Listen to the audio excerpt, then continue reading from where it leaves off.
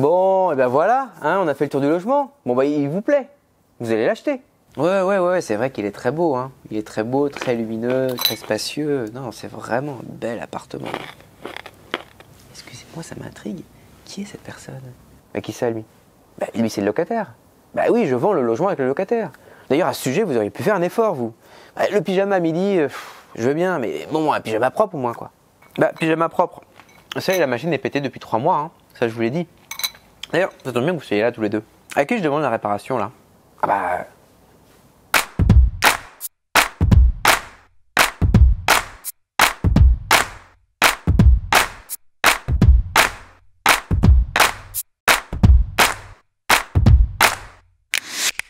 Peut-on vendre un logement occupé par un locataire? La réponse c'est oui, mais comment fait-on? Comment fixe-t-on son prix? Et surtout, est-ce que le locataire a son mot à dire?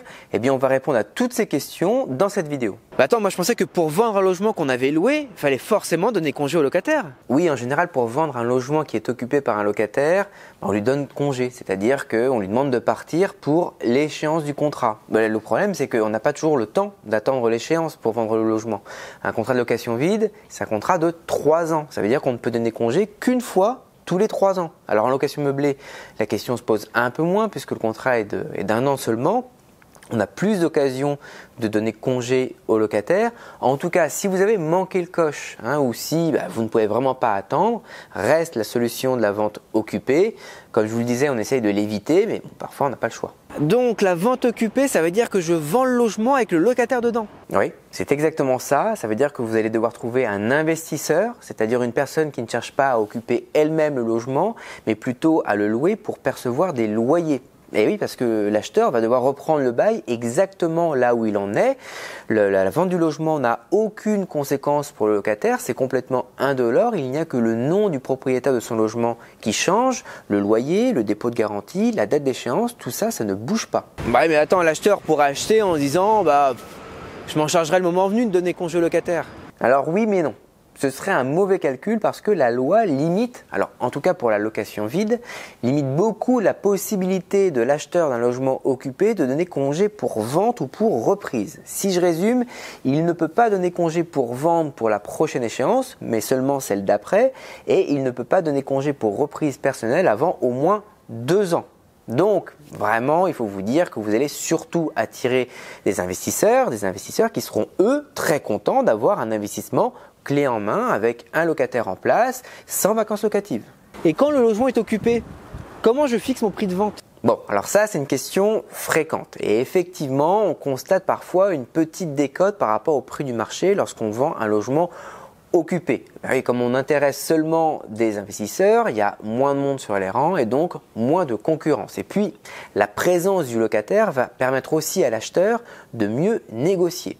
En gros, il y a 4 éléments qui peuvent faire baisser un petit peu votre prix. Premier élément, le type de bail qui va déterminer les contraintes que l'acheteur va devoir assumer. Alors, si c'est un contrat de location meublée, pas de problème, hein, c'est court, il n'y a quasiment pas de décote. Si c'est un contrat de location vide, compte tenu de sa durée, 3 ans, on constate parfois une décote qui peut aller jusqu'à 10% maximum. Si c'est un contrat loi 48, alors là, c'est pas la même limonade, hein. C'est très compliqué de faire sortir le locataire et là, on constate des décotes qui peuvent aller jusqu'à 30-40%. Deuxième élément de décote, le risque d'impayé. Ça va forcément intéresser l'acheteur. Donc, si votre locataire ne paye pas très régulièrement son loyer, hein, s'il connaît des difficultés financières, l'acheteur va se servir de ces éléments pour négocier le prix à la baisse. Et c'est normal, hein. Donc il va vous interroger. Est-ce que le locataire paye correctement son loyer? Quelle est sa situation professionnelle aujourd'hui? A-t-il des garanties? Lesquelles? Une caution, un visa, une assurance? Rien du tout.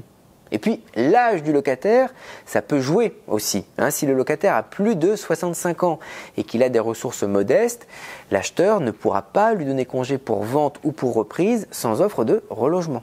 Et puis, il y a la question de l'état du logement. Ah oui, là, vous allez vendre un logement dans son jus, hein. Forcément, vous n'avez pas pu le rafraîchir puisqu'il y a le locataire dans les lieux avec ses affaires, etc. Donc, si le logement est mal tenu, ça va jouer contre vous.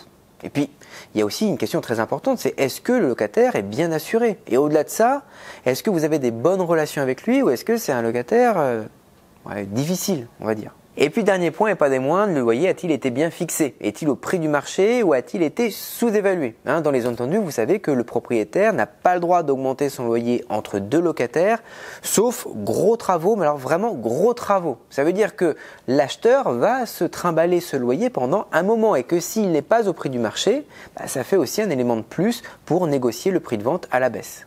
Il y a un truc dont tu ne parles pas, c'est le droit de préemption du locataire. Ben oui, j'en ai pas parlé parce qu'en fait, il n'y en a pas. Quand on vend un logement occupé, on n'a pas à proposer la vente en priorité au locataire qui est en place. Évidemment, ça a du sens de lui proposer puisqu'il loue le logement, donc il y a des chances qu'ils soient intéressés par en devenir le propriétaire, mais il n'a pas de droit de préemption.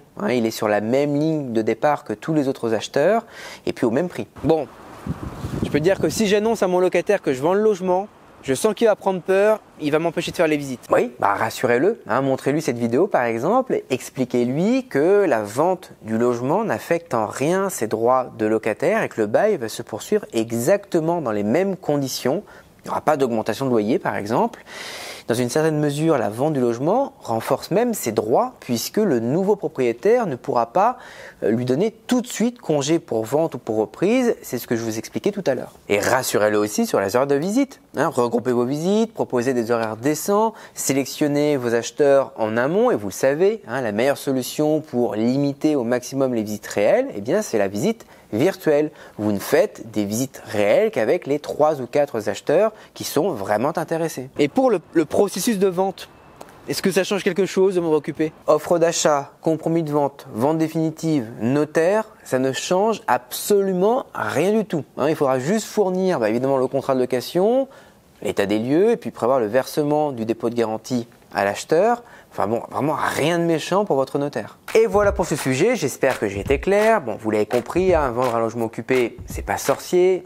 2 points importants, rassurer le locataire et puis fixer votre prix au prix du marché, mais en vous attendant à devoir négocier un petit peu à la baisse. Je vous invite à voir toutes nos autres vidéos et puis à vous abonner à notre chaîne YouTube. À bientôt!